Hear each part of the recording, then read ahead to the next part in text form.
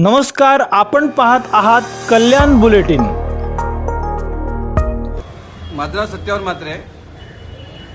28 सप्टेंबरला शास्त्रीनगर रुग्णालयामध्ये 2 मुलींचा सर्पदंशाने मृत्यू झालेला होता आणि त्याच्यानंतर भरपूर वादळ पेटलं, मोर्चा झाला आणि तपास यंत्रणा कामाला लागली आणि त्याअंती 6/10/2025ला डॉक्टर संजय जाधव यांना निष्काळजीपणा आणि कामावर न आल्या कारणाने त्यांना निलंबित केलेलं होतं.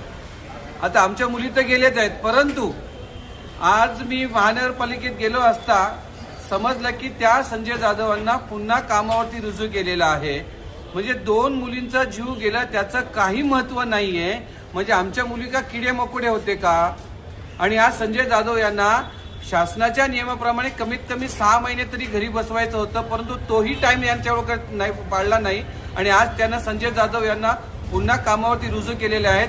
अभिनव गोयल आयुक्त यांनी त्यांना लेखी स्वरूपात लेटर देऊन त्यांना पुन्हा कामावरती रुजू केलेलं आहे आणि हेच अभिनव गोयल 6 ऑक्टोबरला त्यांना निलंबित करतायत. 6 नोव्हेंबरला त्यांना ऑक्टोबरला त्यांना निलंबित. हेच अभिनव गोयल कल्याण डोंबिवली महानगरपालिकेचे आयुक्त.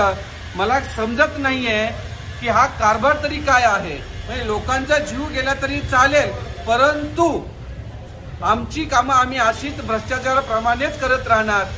जर त्या संजय जाधवला पुन्हा जर घरी बसवलं नाही तर याच कल्याण डोंबिवली महानगरपालिकेच्या गेटवरती उग्र आंदोलन करणार. एवढं. नमस्कार, आपण पाहत आहात कल्याण बुलेटिन.